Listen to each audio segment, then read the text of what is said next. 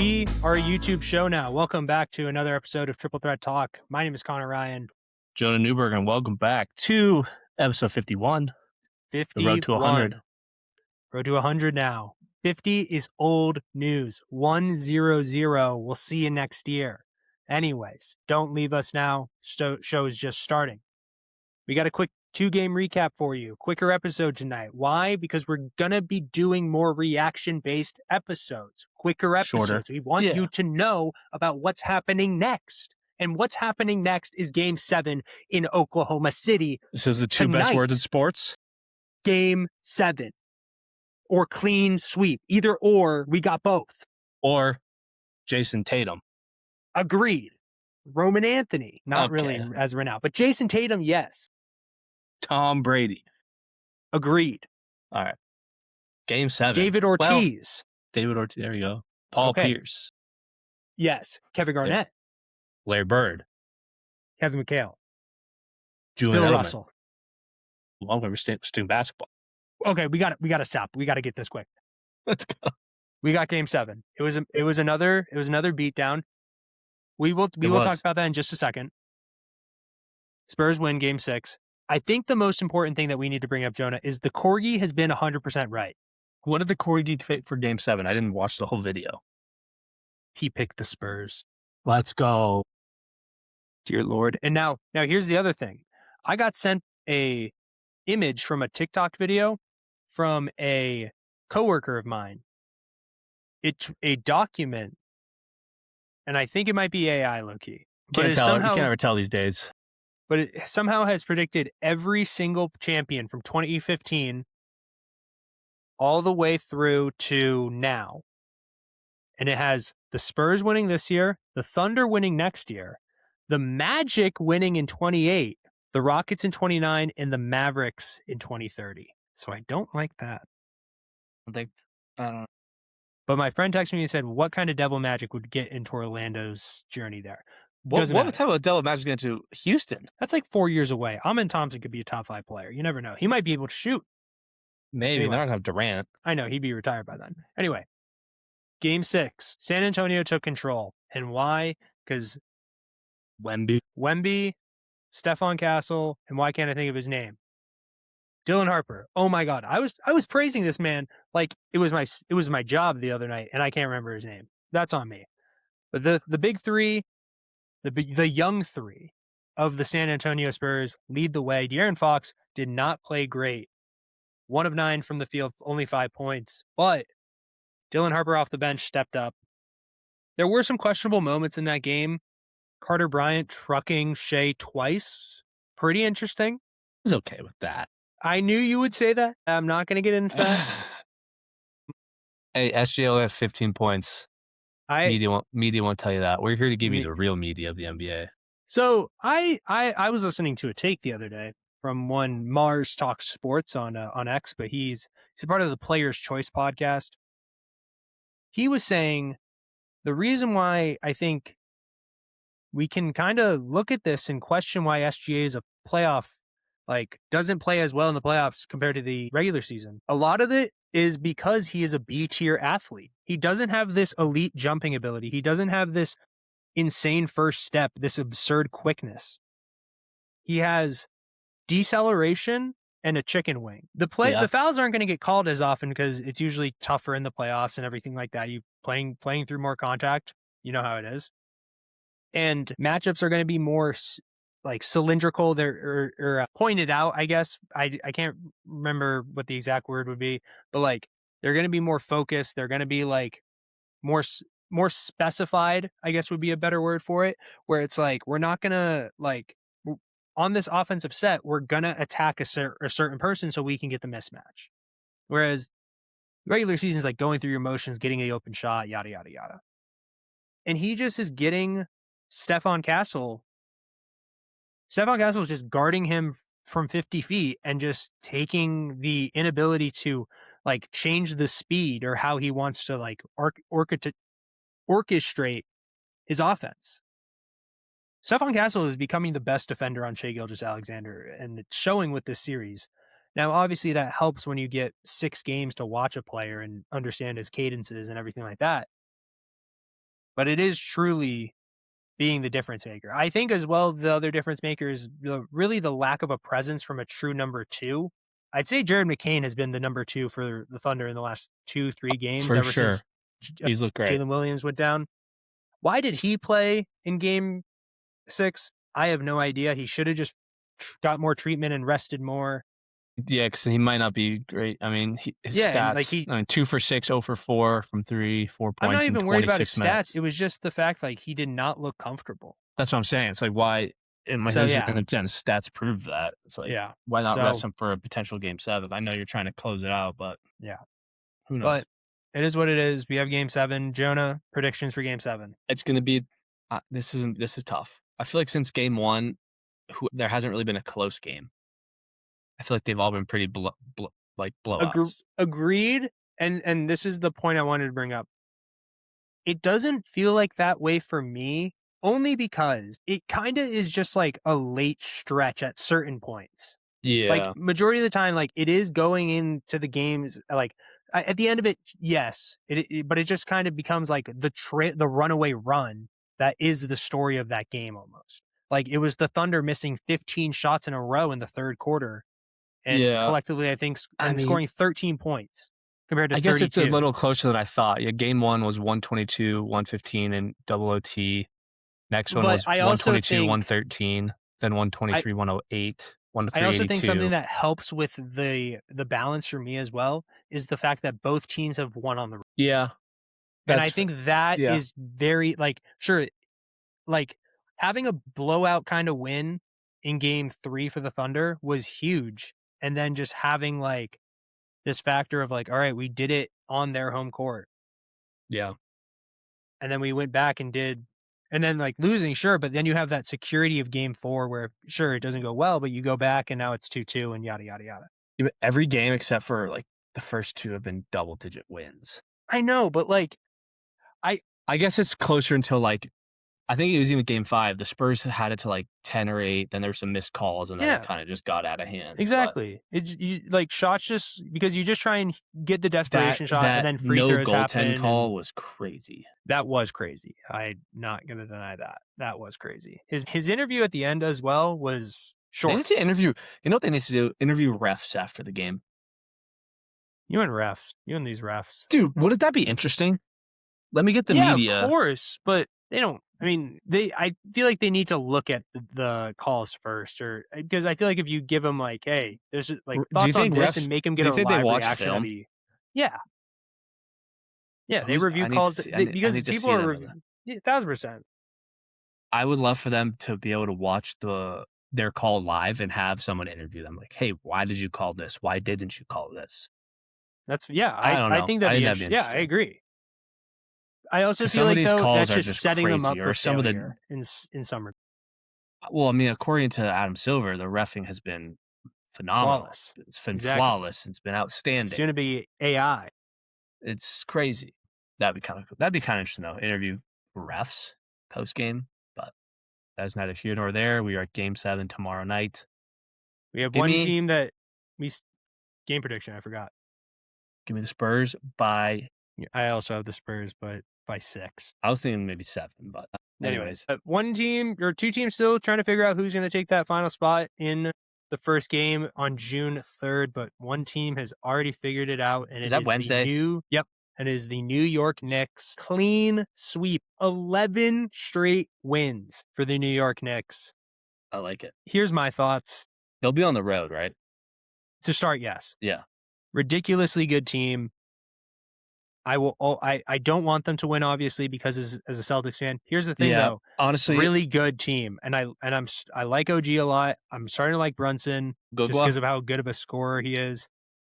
I will never like Cat. Okay, come on. Josh Hart is okay, and I don't like. Okay. I don't like. I know you don't like Josh Hart. I don't like Josh Hart. I don't like. You also just don't think Mikal is worth the five first round picks. No. But I like OG. I also don't. I like Cat, and I've started to like Brunson a lot this year. I feel like he's flopped a lot less. He's really just playing like a true game of basketball. Yeah, he's kind of having he. I know this is going to sound fun to watch, dude. His mid range is he is very fun to roll. He is fun to watch. I I have the same joy yet hatred the way I did with Kobe back in the day. I'm not comparing him onto that level, but like watching him is like fun and interesting and like intriguing to watch. So, but I mean, the Knicks just dominated. Brunson was voted ECF MVP apparently unanimously. I'm gonna be honest, I As didn't he really. should. He's got the best bodega order on the team. Come on. That was a good bodega order, but I mean, they shot ridiculous. Like the Cavs gave up at some point, but like also they played I back to feel like they back gave up series of game after. sevens. And Dude, yeah, every team that the Knicks have played have been coming off of a game 7. So it's either they Boston had. or Philly, is either Cleveland or Detroit, and now it's either OKC. It is interesting. It is also interesting that the best matchup they had was the Hawks. Yeah. So we're going to cover more of the finals preview in an episode on Wednesday. That will be coming out next week. But I'm very excited, regardless of what the matchup is. Finals, Now, yeah, dude. actually, no. I'm gonna save this tidbit for the next episode. I'm not gonna reveal any. What do you think your I know you kind of already gave our prediction, but what do you think has to happen for the Spurs to get that dub? To get the dub in game 7? Yeah. Wemby has to be aggressive, taking shots early and getting to a spot that isn't just like if it's a 3, be confident in the 3 and don't like shy away from it. Yeah.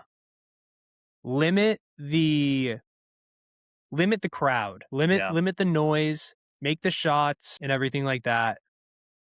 Take care of the ball and just take the advantages that you find. Yeah. No need to rush. If it's late in the shot clock, it's late in the shot clock, but they can't rush it.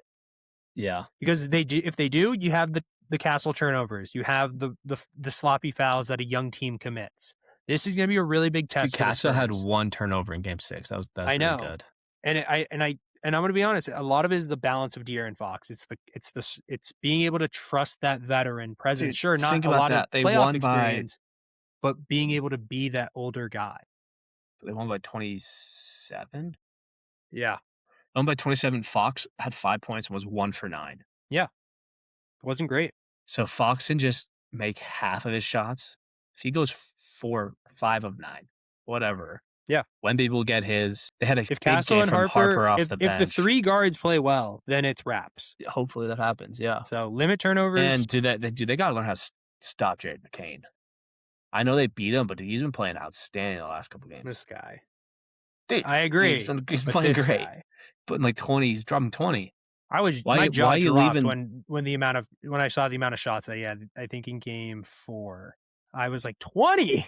God damn. I thought it was game 5. Doesn't matter. Anyway, but yeah, he's a good 3-point shooter. They got to learn. They got to close out. He's just a good shooter. He's a good player. He's a good player. Yeah, plays defense well. That'll be. I think. Like obviously, I want the Spurs to win it all. It's just tough. I kind of hate 2 of the teams. Kind of hate one more than the other. But I like Jared McCain. You really hate one. You kind of hate another, and you like the third. I don't even mind the third. You don't mind like whatever. It's like exactly. Whatever. If they win it, cool. I'd rather them win it of the other 2. But dude, I like Jared McCain. Like if you want to ring, like I'm kind of sick. Like that's fair. I think I'd rather the Thunder win it over the Knicks. I would rather the Thunder win it. I would rather the Western Conference team win it because I would rather deal with the conversations of trying to talk down Thunder fans of SGA being GOAT. It's like I don't even really like SGA like or like he's a top 3 guard of all time versus the Knicks fans being insufferable about Jalen Brunson probably winning a Finals MVP over Tatum. I don't want to deal with that. I'd rather deal with the latter.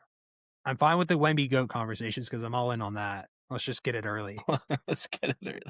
He's gonna be the GOAT. He's gonna win like 20 Defensive Player of the Year awards. We need to understand. You don't think they're gonna get voter fatigue? Like what if they get voter fatigue on this? I'm gonna. They're just getting bored. Jokic MVP. Well, that's just its own issue. Anyway, I just don't love Dort and the Williams and Chet. I agree with that. SGA, like I don't mind. McCann, I don't mind. Caruso can annoy me sometimes. It'll be a really good game 7. Jonah, the new lottery is official. Terrible. I hate it. I think it's awful. I'm middle. Let me explain. So those of you who don't know, 3-2-1 lottery ball rule is out, advancing from 14 teams to 16 teams. Some of the stipulations, you can't be Over the number one half the pick. league. I don't like that factor. I don't like The Warriors would be in the hold lottery. on. They Let could. The me Warriors could hold on. had Hold a on. Let me stupid. explain it. Go And ahead. then we'll dive into it. Can't have the first pick back-to-back years. Can't have the top 5 pick for 3 years in a row, and that also applies to transferred or to traded picks. You're not allowed to trade for a top 5 pick? No. I'll explain. So do you know how okay, I'll just do it real quick. You know how the Jazz have gotten Ace Bailey last year and they have the second overall pick this year? Their pick next year cannot be in the top 5. They don't own their pick. The Grizzlies do because they traded it for Jaren Jackson Jr. So that pick will not be in the top 5 next year. It's automatically going to be 6 or worse. That sucks. I'll explain the reason. And I don't like that because I think it should be like the NFL where if you trade away a pick, and this will also settle the stupid hat situation on draft night. Just if you trade it away, it goes to that team. Stop saying it's like this. It's because of placement. That's why it's still drafted by Orlando, but going to the rights Utah, to Houston, Stupid. whatever. Some of the others up to 16. Essentially, the bottom 3 teams with the 3 worst record teams have a 5.4% chance, and teams with the 4th to 10th worst record have a 8.1%. So the Bucks would have a great shot again. I don't Bucks, this year, Mavericks. if it were this. It's so dumb. Now hold on. I was on that side I was purely on that side as well. And I'm still partly on that side, but I had a conversation with my buddy Zach, and he did bring up a really good point. This will also it is an incentive of winning. Say 4 more games. But that makes it 4 more interesting games for people to go to. Hear me out. Games. Imagine if we go down the wire and say we have another top 4 generational players, right? 4 incredible 4 or 5 guys who are out of this world, right? What if we have a Wizards versus Jazz game who fighting for that 4th worst record? You're the only person in the world who's going to like that. I'm a sicko. So what? Big whoop. But that does incentivize more winning. Yeah, let's go sign an old vet so we can win 2 to 3 to 4 more games and get the 4th worst overall odds instead of the 3rd. But it also builds for teams to build quicker. I understand. I do agree. There is the nightmare scenario. Are these teams truly? They don't know. Are these teams truly tanking, or are some of these teams just that bad? Some of them are, and then some of them are doing what that. What if your team really is just that bad? And we have nothing. It's a team that no one wants to go to in free agency. And now you're getting screwed in the draft because you can't draft good players. That's fair. I do think though that I think that's a 1 in, but they're getting AJ. Yeah, because they tank. Well, they suck. But I don't know if they tanked. I mean, they just suck. I mean, Utah just sucks. It's different. I agree. Sacramento, they kind of look like Sacramento and Brooklyn, I think, are the 2 outliers where it's they're just in hellhole right now. Nobody wants to go to them. Their ownership sucks and whatever. I do have to wrap this up but we'll talk about this in the next episode anyway. I got to go get dinner. But before we go, Champions League final tomorrow. Arsenal. PSG's going to win. Let's go. Score prediction. 3-1 PSG. That's what I was thinking. I like it. Let's go. Ladies and gentlemen, that's been another episode of Triple Threat Talk. Big shout out to Mike Ryan, OG listener. Big shout out, Big Mike. And shout out Peter Newberger, the legend. Well, we got to get AJ on the pod. I know. That's your white whale. Make that happen. I'll make it happen. I'll make it happen. We appreciate you all listening, and we'll see you all for another episode. Peace out.